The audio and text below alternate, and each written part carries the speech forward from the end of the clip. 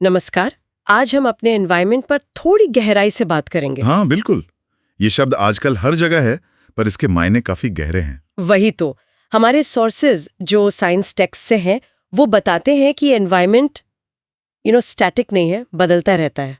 और हमारे काम कैसे इस पर असर डालते हैं। तो आज का हमारा मकसद क्या है? मकसद है इसके कंपोनेंट्स को समझना, ये आपस में कैसे इंटरैक्ट करते हैं, और हाँ, हम ह्यूमंस का फुटप्रिंट्स कहाँ है। ठीक है, तो सबसे पहले ये इकोसिस्टम, ये क्या बला है? हाँ, इकोसिस्टम सोर्स कहता है कि किसी एरिया में जितने भी इंटरैक्टिंग ऑर्गेनिजम्स हैं। अच्छा, मतलब बायोटिक कंपोनेंट्स जैसे plants, animals, micro organisms. Exactly, biotic components और साथ में वहां का नॉन लिविंग फिजिकल सराउंडिंग्स, यानी एबायोटिक कंपोनेंट्स जैसे टेम्परेचर, पानी, मिट्टी। हाँ बिल्कुल। जब ये बायोटिक और एबायोटिक हिस्से इंटरैक्ट करते हैं तो वो इकोसिस्टम बनता है, जैसे जंगल, तालाब, ये सब नेचुरल इकोसिस्टम्स हुए। दिलचस्प बात यह है कि इंसान भी इकोसिस्टम्स बनाते हैं, जैसे क्रॉप फील्ड्स या फिर सोचिए एक एक्वेरियम। एक्वेरियम, हाँ, ये अच्छा एग्जाम्पल है। बिल्कुल, एक्वेरियम में मछलियों के लिए पानी, ऑक्सीजन, फूड, स्पेस सब चाहिए। हाँ, और अगर उसमें एक्वाटिक प्लांट्स लगा दें तो वो ज्यादा सेल्फ सस्टेनिंग बन जाता है, काफी हद तक नेचुरल प्रोसेसेस की नकल करता है। सही है, ये लिविंग और नॉन लिविंग पार्ट्स के बीच का इंटरैक्शन और बैलेंस दिखाता है। एकदम। अच्छा, तो इन इकोसिस्टम्स में ऑर्गेनिजम्स अपना गुजारा कैसे करते हैं? सॉफ्स उन्हें 3 ग्रुप्स में बांटता है: प्रोड्यूसर्स, कंज्यूमर्स और डीकंपोजर्स। हाँ, प्रोड्यूसर्स जैसे हरे पौधे और कुछ बैक्टीरिया, वो अपना खाना खुद बनाते हैं सनलाइट इस्तेमाल करके, फोटोसिंथेसिस जिसे कहते हैं। वही फोटोसिंथेसिस से। फिर आते हैं कंज्यूमर्स। कंज्यूमर्स, ये वो हैं जो दूसरों को खाते हैं। हाँ, ये प्रोड्यूसर्स को या दूसरे कंज्यूमर्स को खाकर एनर्जी लेते हैं। ये हर्बीवोर्स हो सकते हैं, मतलब plant eaters, carnivores, meet eaters, omnivores जो दोनों खाते हैं, या फिर पैरासाइट्स। और डीकंपोजर्स। उनका क्या रोल है? डीकंपोजर्स तो बहुत ही क्रूशल है। बैक्टीरिया और फंगी जैसे जीव, ये मरे हुए ऑर्गेनिजम्स और वेस्ट को ब्रेक डाउन करते हैं। अच्छा। ब्रेक डाउन करके हाँ, उन्हें सरल इनऑर्गेनिक सब्सटेंसेस में बदल देते हैं, जो वापस सॉइल में चले जाते हैं, और फिर प्लांट्स उन्हें रीयूज कर लेते हैं। अरे वाह, मतलब ये कुदरत का रिसाइकलिंग सिस्टम चलाते हैं। इनके बिना तो नेचुरल रिप्लेनिशमेंट रुक जाएगा, सब गड़बड़ हो जाएगा। सही बात है। इसी से जुड़ा है फूड चेन का आइडिया, है ना?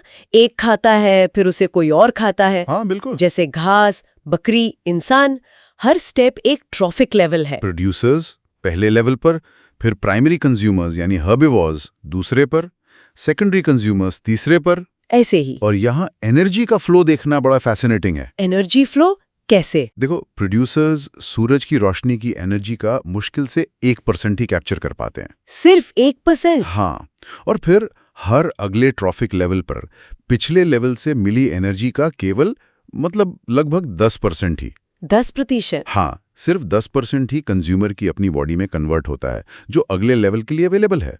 ज्यादातर एनर्जी हीट बनकर या लाइफ प्रोसेसेस में ही खर्च हो जाती है। अरे बाप रे, सिर्फ 10%? तभी शायद फूड चेन ज्यादा लंबी नहीं होती, 3-4 लेवल्स। एग्जैक्टली। उसके बाद यूजेबल एनर्जी बचती ही नहीं है, और ये एनर्जी फ्लो यूनिडायरेक्शनल है, मतलब एक ही दिशा में, वापस नहीं आता। और असल में तो इकोसिस्टम्स में सीधी चेन्स कम, कॉम्प्लेक्स फूड वेब्स ज्यादा होते होंगे। बिल्कुल, ज्यादातर फूड वेब्स ही होते हैं, कई चेन्स आपस में जुड़ी हुई। इस स्ट्रक्चर का असर भी होता होगा। बहुत गहरा। जैसे मान लो फार्मिंग में हार्मफुल नॉन डिग्रेडेबल केमिकल्स इस्तेमाल हुए, जैसे पेस्टिसाइड्स। हाँ। वो फूड चेन में एंटर कर जाते हैं। प्लांट्स उन्हें सॉइल या पानी से एब्जॉर्ब करते हैं, फिर जानवर उन्हें खाते हैं। और क्योंकि ये केमिकल्स ब्रेक डाउन नहीं होते, वो हर ट्रॉफिक लेवल पर जमा होते जाते हैं, उनका कॉन्सेंट्रेशन बढ़ता जाता है। इसी को बायोलॉजिकल मैग्निफिकेशन कहते हैं। Biological magnification. और इंसान चूंकि अक्सर टॉप लेवल पर होते हैं, तो मैक्सिमम कॉन्सेंट्रेशन हमारे बॉडीज में जमा हो सकता है। ये तो काफी चिंता की बात है। अच्छा, अब जरा सीधे ह्यूमन इम्पैक्ट पर आते हैं। सोर्सेज 2 बड़े मुद्दे उठाते हैं: ओजोन लेयर डिप्लीशन और वेस्ट मैनेजमेंट। हाँ, ओजोन लेयर। एटमॉस्फेयर में ऊपर जो ओजोन O3 गैस है, वो हमें सूरज की हार्मफुल यूवी रेडिएशन से बचाती है, जिससे स्किन कैंसर जैसी बीमारियां हो सकती हैं। बिल्कुल। लेकिन 1980s में पता चला कि ये लेयर तेजी से घट रही है, और वजह थे सिंथेटिक केमिकल्स जैसे क्लोरोफ्लोरोकार्बन्स। मतलब CFCs। CFCs ये कहाँ इस्तेमाल होते थे? रेफ्रिजरेंट्स में, फायर एक्सटिंग्विशर्स में। होता यह है कि यूवी रेडिएशन ही ऑक्सीजन O2 से ओजोन O3 बनाती है, पर CFCs ओजोन को डिस्ट्रॉय करने लगते हैं बनने से कई ज्यादा तेजी से। ओह, पर अच्छी बात यह हुई कि 1987 में UNEP के तहत इंटरनेशनल एग्रीमेंट हुआ CFC प्रोडक्शन को फ्रीज और फेज आउट करने का। हाँ सुना है, आप तो CFC फ्री अप्लायंसेस आते हैं। हाँ, दुनिया भर में। और दूसरा बड़ा मुद्दा था वेस्ट, कचरा। हम रोज कितना वेस्ट जनरेट करते हैं? बहुत ज्यादा।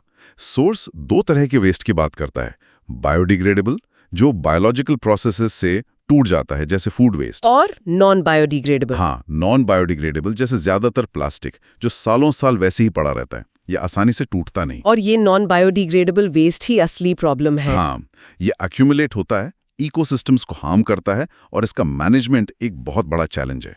जरा सोचो डिस्पोजेबल आइटम्स के बारे में। हाँ, हमारी लाइफस्टाइल और पैकेजिंग ने इसे बहुत बढ़ा दिया है। बिल्कुल।